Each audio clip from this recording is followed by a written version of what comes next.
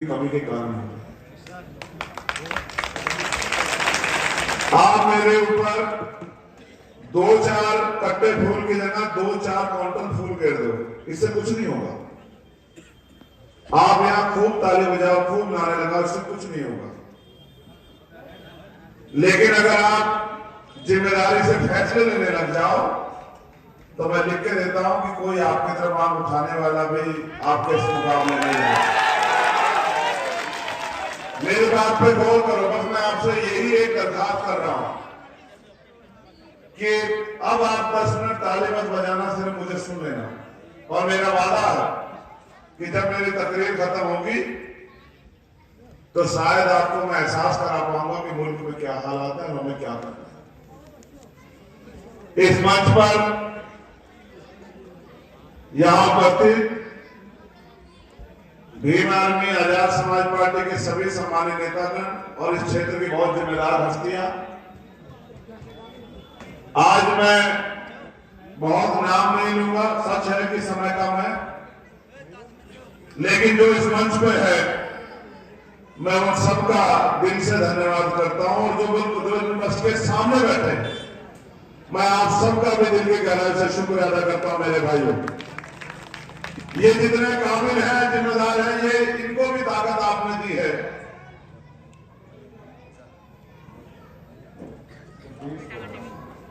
और आने वाले कल में उस पंक्ति में से यहां बहुत सारे लोग आएंगे, ऐसा भी मेरा विश्वास है। ये गलत कर रहा है, कौन चला रहा है इसको? इसका बेस बढ़ाओ, ठीक हो जाएगा। हेलो हेलो हेलो,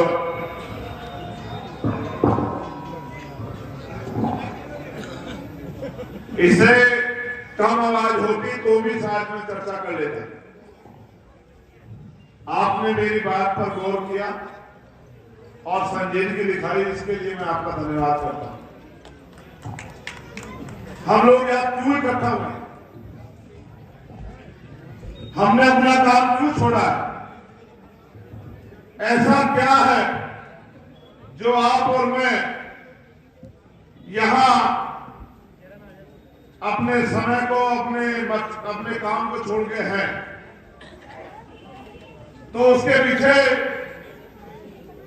एक मकसद है, क्योंकि लोकसभा का चुनाव आ गया है और हमें अपनी वोट से अपना लोकसभा का सांसद चुनना है। यह पहली बार नहीं हो रहा है कि आप लोकसभा का सांसद चुन रहे हो। अब से पहले पता नहीं कितनी बार आपने लोकसभा के सांसद चुने, विधानसभा के विधायक चुने, लेकिन सच यह है कि जिस नियत के साथ हम लोग, जिन उम्मीदों के साथ विधायक और सांसद चुनते हैं, जहां हमको उनकी जरूरत होती, क्या वो उस पर खड़े उतरते हैं? जमहूरियत, लोकतंत्र में जनता मालिक होती। आप 20 किलो के व्यक्ति को वोट दोगे, मजबूती से वोट दोगे, वो ताकतवर हो जाएगा, उसकी कलम में ताकत आ जाएगी। आप 100 किलो के व्यक्ति को वोट दोगे, उसकी कलम में ताकत आ जाएगी। लेकिन अगर आप 500 किलो के व्यक्ति को वोट नहीं दोगे तो उसकी इतनी हैसियत नहीं हो पाएगी कि अगर वो कोई जुल्म हो तो आपके पक्ष में आवाज उठा दे। ये वोट है जो हमें ताकतवर बनाती है। ये जो वोट है, ये 5 साल में जो हमें मौका मिलता है, इसलिए हम लोग चुनाव करते हैं कि हमें बेहतर से बेहतर उम्मीदवार को मौका देके दिल्ली में भेजना है और दिल्ली में बैठी सरकार से अपने क्षेत्र के हाथों की लड़ाई लड़वानी है। हमें एक वकील की जरूरत होती है जो हमारी वकालत करेगा दिल्ली में जाके, क्योंकि यहां तो हम अपनी वकालत खुद कर सकते हैं। 17.5 लाख लोग इस कॉन्स्टिट्यूंसी में हैं, लेकिन वो 17.5 लाख लोग खुद दिल्ली नहीं जा सकते हैं। वो अपने फीस से एक नुमाइंदा चुनेंगे जिसके कंधों पर वो जिम्मेदारी डालेंगे इस क्षेत्र की, अपने लोगों की, इस क्षेत्र की समस्याओं की। और उसकी जिम्मेदारी बनती है कि वो 5 साल इस क्षेत्र के लिए लड़े, इस क्षेत्र क्षेत्र के लिए आवाज उठाएं, इस क्षेत्र में काम करें, इस क्षेत्र में रहने वाले लोगों को बेहतर जिंदगी दिलाने का प्रयास करें, इस क्षेत्र में विकास के काम करें। लेकिन बड़े दुख के साथ कहना पड़ रहा है, जिनको आप वोट देते हो वो 5 साल आपकी बस्तियों में नहीं आते। इसके लिए कोई ना कोई जिम्मेदार हमें सोचना चाहिए। जब हम किसी को मुफ्त में वोट देते हैं, जब हम किसी को पार्टी झंडा देकर वोट देते हैं, तो वो भी बैठ के कहता है कि आपने अपनी पार्टी को वोट दिया था, झंडे को वोट दिया था, मुझे वोट नहीं दिया था।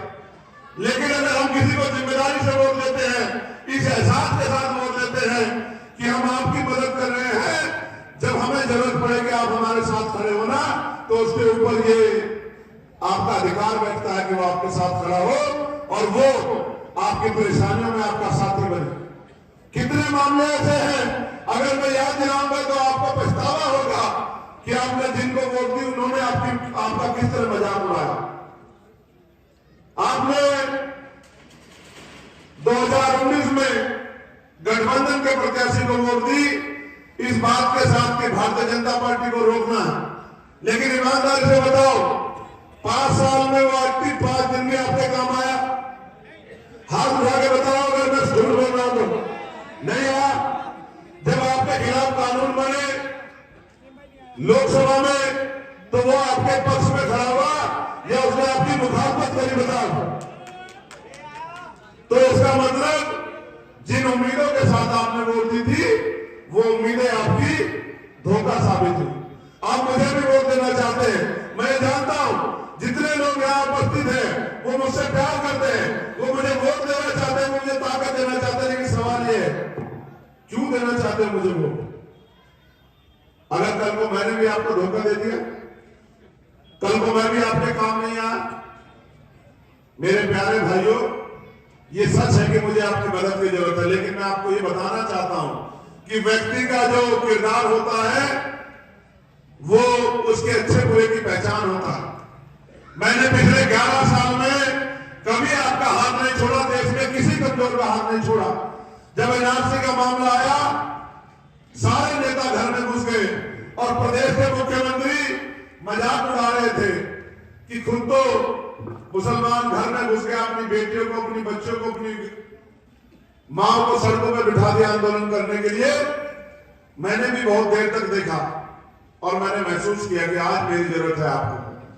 तब मेरे पास पार्टी भी नहीं थी, तब मेरे पास झंडा भी नहीं था, एक सामाजिक संगठन था। मैंने वोट की परवाह नहीं की, क्योंकि ये लड़ाई इंसानियत के खिलाफ थी। ये लड़ाई कमजोरों को जुल्म कर रहा, ये लड़ाई कमजोर पे जुल्म कर रही थी। तो मैंने सारी बाधाएं पार कर दी और मैं जमा मस्जिद की सीढ़ियों में चला गया। वो जमा मस्जिद की सीढ़ियां जहां से मौलाना अब्दुल कलाम आजाद साहब ने बंटवारे के समय ये कहा था, उनके नाम के साथ भी आजाद जुड़ा हुआ था और मेरे नाम के साथ भी आजाद जुड़ा हुआ है। उन्होंने उस दिन ये कहा था कि इस देश को छोड़ के मत जाओ, ये आपका मुल्क है। इस मुल्क की आजादी के लिए आपने कुर्बानियां दी है। 52,000 से ज्यादा शहीद की आपके हिस्से में आई है, और जो शहीद की आपने दी थी इस बात के लिए नहीं दी थी कि आपको अपने देश में जुल्म जाति सहनी पड़ेगी धर्म के आधार पर। मैंने उस दिन आपसे कहा था कि मैं आपके साथ, मुझे गिरफ्तार करके जेल में भेज देगा, मैं नहीं डरा। कई मुकदमे मेरे ऊपर लगा दिए गए, मेरे साथ जुल्म किया गया। आप जानते हो जब पुलिस पकड़ती है सरकार के सारे पे क्या करती है? मुझे पीटा डाल रहा था, मेरे पैरों में नखून खींच ले गए, मेरी रीढ़ की हड्डी में इतना दर्द कर दिया गया। उनको लगता था ये उठ नहीं पाएगा, ये आवाज नहीं उठा पाएगा, और इसका हाल जान के कोई इतनी हिम्मत नहीं कर पाएगा कि सरकार के खिलाफ लड़े। लेकिन देखो आपका चंद्रशेखर आजाद मैदान में खड़ा है आज भी आपके सामने। ये बात की गवाही है कि अगर तमन्ना सच्ची हो तो कोई आपको नहीं रोक सकता।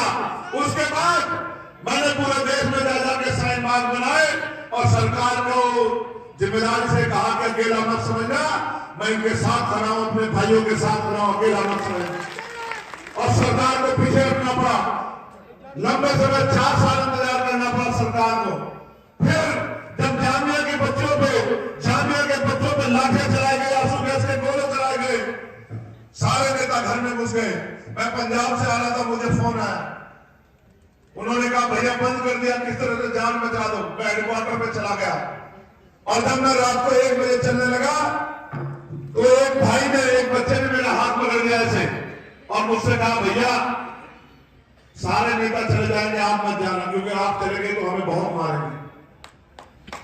मेरी हिम्मत, मेरे अंदर जो डर था वो और मजबूत हो गया, क्योंकि मैं अपनी बहनों को, जामिया की बहनों को, बेटियों को पिटते हुए नहीं देख सकता था। मैंने कहा अच्छा, मैंने गाड़ी मंगाई, मैं गाड़ी की छत पे बैठ गया और मैंने कहा कि अगर पहली गोली चलेगी तो चंद्रशेखर आजाद का सीना चीर के जाएगी, उसके बाद इन गरीबों की तरफ जाएगी, नौजवानों की तरफ जाएगी। रात को 3:30 बजे जितने बच्चे पकड़े थे उनको छुड़वा के तब मैं वहां से निकला। जब मौलाना करीम सिद्दीकी का मामला आया, नासिर जुनैद का मामला आया, अखलाक का मामला आया, पहलू का मामला आया, नजीब का मामला आया, मौलाना साद का मामला आया, तबलीगी जमात का मामला आया, निजामुद्दीन मरकज का मामला आया। जब तबलीगी जमात के आए हुए लोगों को पुलिस ने उठा के बंद कर दिया, सारे नेता घुस गए और कोरोना काल चल रहा था, कोई किसी को छूना भी नहीं चाहता था, बाप बेटे को नहीं छू रहा था। मैं जितनी मेरे अंदर ताकत थी गली गली घूमता फिर अधिकारियों के दफ्तरों में कि इनको छोड़ दो, इनका कोई ताल्लुक नहीं है इस बात से, ना सियासत से, ना किसी और चीज से, इनको छोड़ दो, इनको इनके मुल्क जाने दो। मैं जानता हूं मैंने और मेरे साथियों ने किस तरह से उनको वहां से निकाल के उनके देश भेजने में मदद की। ये सरकार लगातार जुल्म करती रही और आज में सरकार जुल्म कर रही है। आपको क्या लगता है कि आपकी आवाज उठाने की कीमत नहीं चुकानी पड़ती? कीमत चुकानी पड़ती है, जेल जाना पड़ता है, मुकदमे झेलने पड़ते हैं। मेरी जितनी उम्र नहीं, इससे ज्यादा मुकदमे मेरे ऊपर आप उठा के एक बार आपको पता लग जाएगा। और एक भी मुकदमा मेरा जाति नहीं है, सारे मुकदमे गरीबों कमजोरों के आवाज उठाने के मेरे साथियों। जब मैं सभी नहीं रुका, क्योंकि नेताओं की जबान ये सीबीआई से रोकते हैं, ईडी से रोकते हैं, इनकम टैक्स से रोकते हैं, छोटे मुकदमे जेल से रोकते हैं। जब मैं तब भी नहीं रुका तो 4-4 गोली मेरे ऊपर चलाई गई। मैं फिर भी जिंदा हूं, क्योंकि मेरे मन में एक मकसद है कि जिस उम्मीदों के साथ देश के क्रांतिकारियों ने देश को आजाद करा था, अपनी कुर्बानियां दी थी, उनकी कुर्बानियां खराब नहीं जानी चाहिए। ये देश जिंदाबाद होना चाहिए। ये जब मुल्क आबाद रहेगा, इस देश का संविधान आबाद रहेगा, तो हम भी देश में इज्जत से जी पाएंगे, हमारे साथ भी कोई जुर्म नहीं कर पाएगा। और सियासत की ताकत को जानना चाहते हो तो मुझसे सुनो। मैं 16 महीने जेल में रहा। आप महसूस करो, एक लंबा समय होता है 16 महीने, 10/6 की कोठरी में लड़ाई लड़ते हुए। आप महसूस करो राजनीति का हमारी जिंदगी में क्या हिस्सा हमारी जिंदगी का राजनीति में, और राजनीति का क्या तस्वीर है हमारी जिंदगी में। महसूस करो, बिजली के दाम क्या होंगे सरकार तय करेगी, पानी के दाम क्या होंगे सरकार तय करेगी, टैक्स क्या रहेगा सरकार तय करेगी, महंगाई कितनी होगी सरकार तय करेगी, रोजगार किनको मिलेगा सरकार तय करेगी, स्कूल कहां बनेंगे, कॉलेज कहां बनेगी, यूनिवर्सिटी कहां बनेगी सरकार तय करेगी, हॉस्पिटल कहां बनेगा सरकार तय करेगी, पेट्रोल के दाम क्या होंगे सरकार तय करेगी, किस क्षेत्रों में उद्योग धंधे रहेंगे सरकार तय करेगी, अन्याय होने में न्याय किनको मिलेगा सरकार तय करेगी, किनके खिलाफ क्या कानून बनेगा और किनके पक्ष में क्या कानून बनेगा सरकार तय करेगी। आपको शायद एहसास नहीं, आप आज तक भाजपा को हराने के लिए वोट देते हैं। मुझे बड़ी तकलीफ होती है कि कुदरत ने आपको इतना अच्छा दिमाग दिया, इतना अच्छा शरीर दिया, आप समझ ही नहीं पाए। जो आदमी सारी ताकत अपने पड़ोसी को हराने में लगा देता है, क्या कभी वो जीत पाता है? क्या कभी तरक्की हासिल कर पाता है? फिर आप सोचते हैं कि आप इस मुल्क में जुल्म क्यों सह रहे हो? मेरा आपसे सियासी रिश्ता नहीं है, मेरा आपसे दिल का रिश्ता है, क्योंकि मैं भी पिटा हुआ और आप भी पिटे हुए हो। और पिटे हुए लोग किसी ने एकजुट होकर याद रखना, इस देश में ऐसा इंकलाब आएगा कि किसी गरीब की तरफ कोई ताकत हाथ उठा के नहीं देखा। मेरी बात को याद रखना।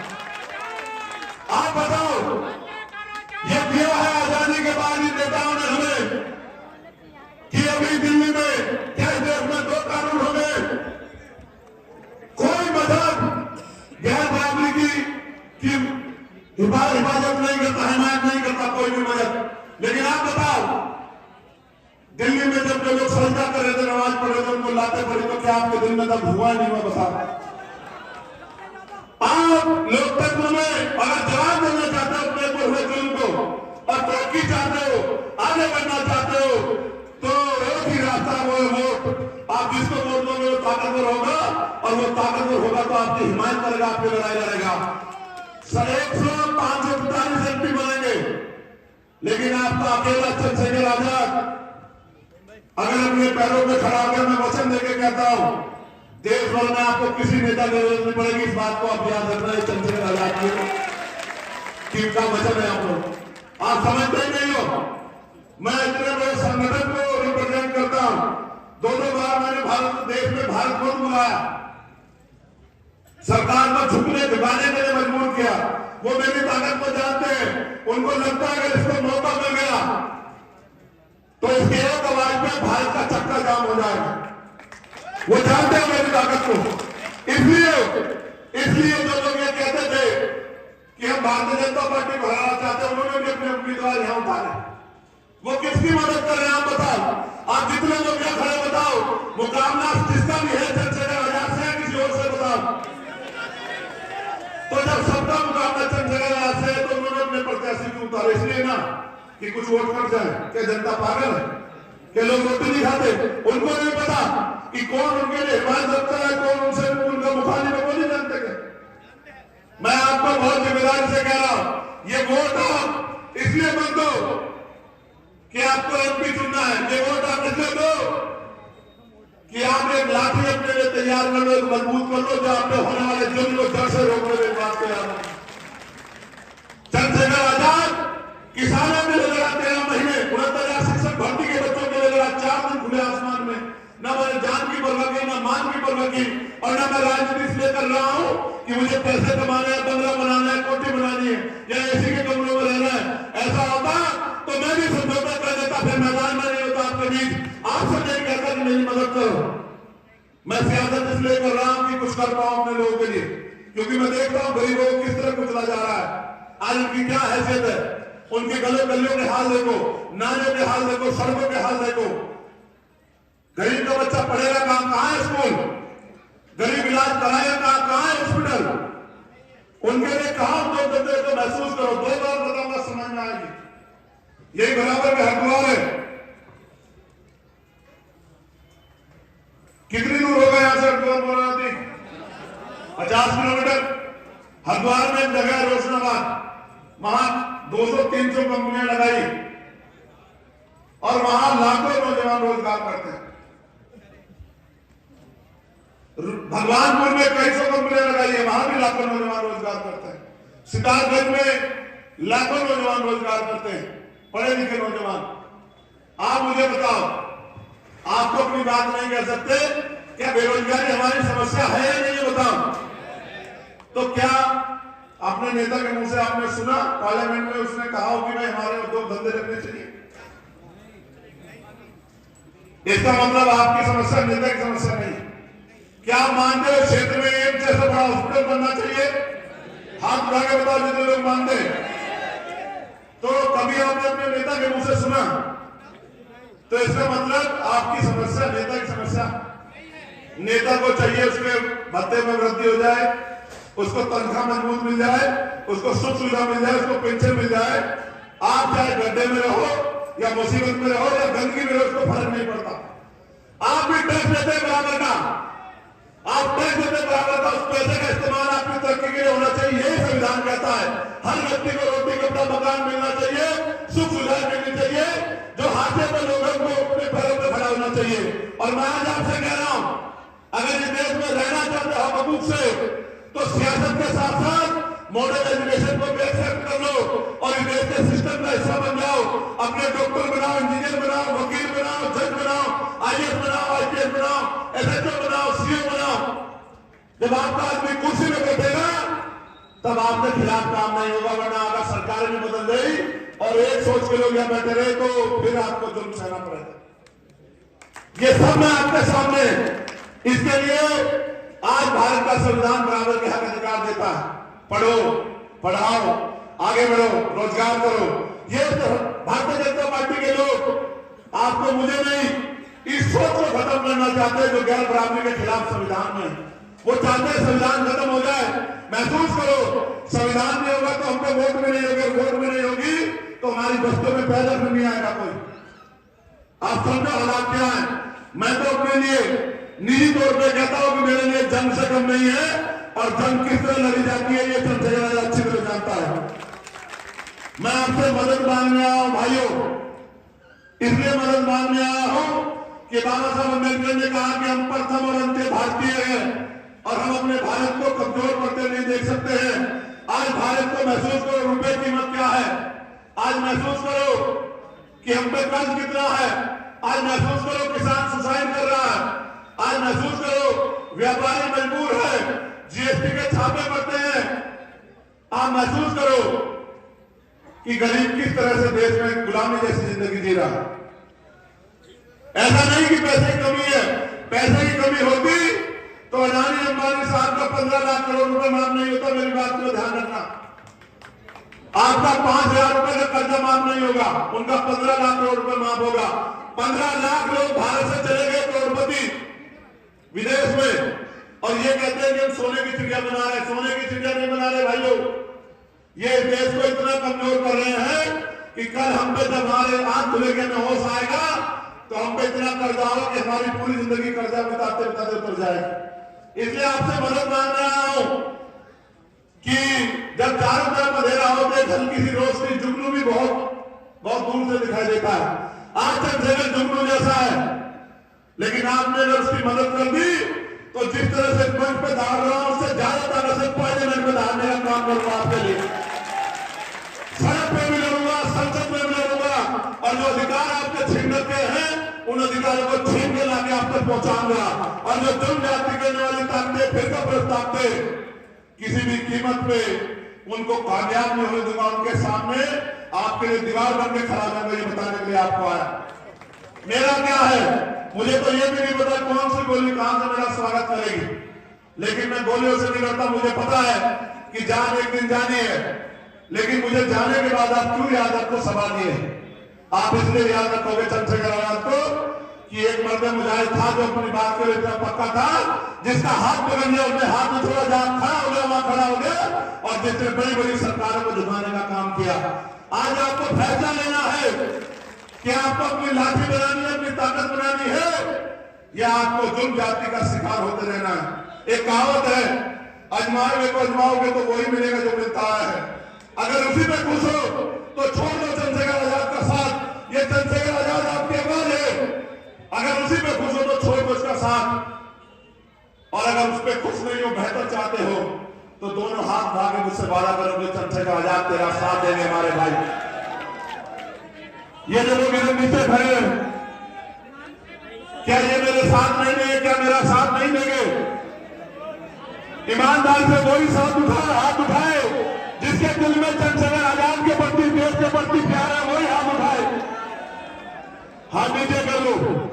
मैं एक और बात पूछ रहा हूं तस्दीक के तौर पे, इस देश का दलित आपकी तरफ हाथ उठा के देख रहा है, बाल फैला के देख रहा है, कि आप उनका साथ दोगे। आप पता करा लो आपके आसपास के क्षेत्रों में हमारे बड़े बड़े नेता, नौजवान नेता, हमारी पार्टी के सामान्य नेता यहाँ हैं, आप महसूस करा के पता करा लो। दलित समाज सूर्य के नाके में को निकलेगा और 95, 96, 98% पोलिंग करके केतली को वोट देकर लोकसभा में भेजने का काम करेगा। किसान समाज देखो, हमसे क्यों डरे सबको? हमने पाल समाज का समर्थन हासिल किया क्योंकि हम लड़े उनके लिए। हमने प्रजापति समाज का समर्थन हासिल किया, हमने कश्यप समाज का, सैनी समाज का, गुर्जर समाज का, जाट समाज का, सिख समाज का, किसान समाज का, चौहान समाज का, और यही नजीबाबाद में वाल्मीकि समाज ने इतना बड़ा सम्मेलन किया था। भाजपा के मुख्यमंत्री आएंगे, उनकी रैली नहीं होगी, इतनी बड़ी, इतना बड़ा समर्थन किया था पूरे जिले के लोगों ने। उनको लगता है कि जिस चंद्रशेखर आजाद को सोच रहे थे कि ये थोड़ा बहुत नुकसान कर देगा, वो चंद्रशेखर आजाद तो देश में सबसे आगे चल रहा है, क्योंकि सारी जातियों का वोट उसके साथ है, और जिस समाज में वो पैदा हुआ वो समाज तो उसके साथ सूर्य के नाके में को निकल रहा है। अब सारी लड़ाई आपके ऊपर है। मैं आपसे ये नहीं कहूंगा कि मैंने जो पिछला किया उसके लिए मुझे मदद कर दो, क्योंकि मैं जो काम करता हूं इंसानियत के लिए करता हूं। मैं जाति धर्म देख के नहीं करता, मैं इंसानियत के लिए करता हूं, अपने जमीन को जिंदा रखने के लिए करता हूं, कि कल अगर मुझसे कोई गवाही मांगे या मुझसे सवाल करे तो मैं बता सकूं कि मैं जिंदा व्यक्ति हूं। मैंने अब तक जो किया वो कुछ भी नहीं था। मैं आप जो करना चाहता हूं उसके लिए मौका मांग रहा है, क्योंकि जब तक आप मुझे मदद नहीं करोगे, आप मुझे मौका नहीं दोगे, मैं कैसे करके दिखा सकता हूं बता। आज आप सरकारी दफ्तर में जाओ, कोई अधिकारी सुनने वाला नहीं है, और पुलिस के लोग सरकार के इशारे में लाठियों से पीटने का काम करते हैं गरीबों को। जिनकी मदद करनी चाहिए उनको नुकसान पहुंचाने का काम करते हैं। मजबूरी में सरकार ट्रांसफर कर देगी। वो दिन भी आएगा कि जो आज आपके ऊपर लाठियां चला रहे हैं, कल आपका स्वागत भी करेंगे। मेरी बात का भी याद रखना। मैंने बहुत लाठियां खाई है। मेरे गुरु ये कहते हैं कि आदमी भूख से नहीं मरता, अपमानित होकर मरता है।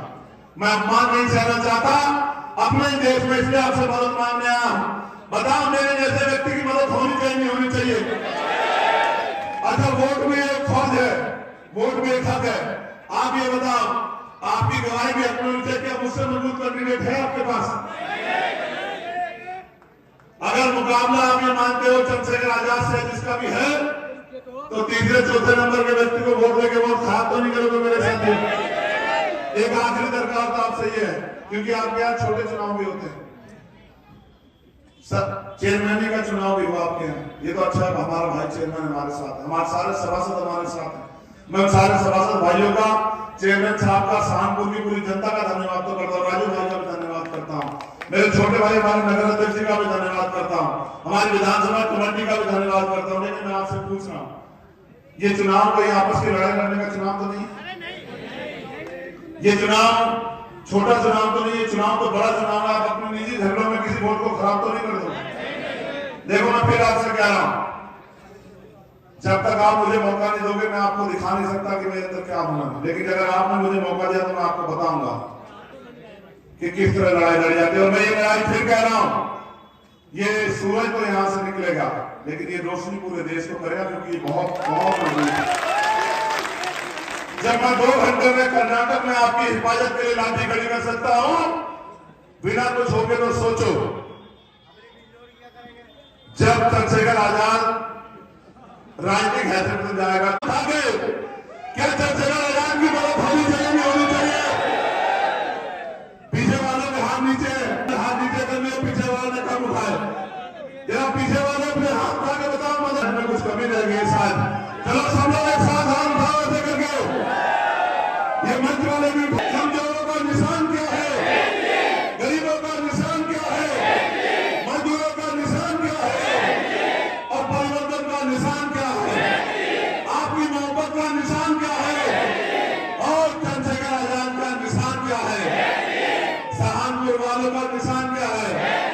जब पिछली बार आया था यही चौक था, और मैंने कहा था कि सहारनपुर में और सहारनपुर में सिर्फ रह का फर्क है, और R for win, R for run और V for win। मैं आपसे कह रहा हूं, आप W पे तस्दीक कर लो कि हमें विन कराना है, तो गुंडे यहां से रन कर जाएंगे। मेरी बात को आप याद रखना। प्यारे भाइयों, आप इतनी बड़ी संख्या में अपना काम छोड़ के आए, मैं ईद की आपको दिली मुबारकबाद पेश करता हूं, और संविधान को बचाने के लिए आपसे, हक और हकूक की लड़ाई लड़ने के लिए आपसे मोहब्बत और विश्वास मांगता हूं। ऐसे मुट्ठी बंद करो मेरे प्यारे भाइयों, एक मुट्ठी बंद करो, एक बताओ मेरा साथ तो नहीं छोड़ दोगे, में तो नहीं आओगे, मैं आगे उसको भुला तो नाम को भी बताओ, चाय वाले को भी बताओ। और ये केतली हम कहां से लाए पता आपको? ये केतली मोदी जी से छीन के लाए। अभी तो हम केतली लाए हैं कि ना रहेगा बांस, ना बजेगी बांसुरी, ना होगी केतली, और ना चाय बेच के देश बेच पाएंगे प्रधानमंत्री। लेकिन अगर केतली आपके हाथ में होगी तो आपकी ताकत भी इतनी होगी जितनी प्रधानमंत्री की। मेरी बात को याद रखना। बहुत बहुत धन्यवाद। और मैं पुनः दोबारा शुक्रिया अदा करूंगा मेरे प्यारे भाइयों का, जिन्होंने पहले दिन से मेरा हाथ पकड़ के रखा और जिन्होंने मेरी हिफाजत की। मैं उनसे वादा करके कहता हूं, चंद्रशेखर आजाद की खून की एक बूंद अगर सहारनपुर के नगीना लोकसभा के और इस देश के उत्तर प्रदेश से काम नहीं, तब मुझसे आप सवाल करना कि चंद्रशेखर क्या बात करते हैं। रात में कोतवाली में था और मैंने कोतवाली के कोतवाल आ गया है। और आज मैं सहारनपुर के लोगों को कह रहा हूं कि कि जब तक आपका भाई जिंदा है घबराना मत, डरकर वोट मत नहीं करना, बिल्कुल नहीं करना, डट कर वोट करना। पोलिंग परसेंटेज इतना होना चाहिए कि जिस तरह अखबार में छपा था कि सबसे ज्यादा मुगल में चंद्रशेखर आजाद के ऊपर है, तो ये भी छपना चाहिए कि नगीना के लोगों ने ध्यान दर्ज किया, इतना पोलिंग परसेंटेज किया कि प्रधानी का चुनाव भी पीछे लग गया।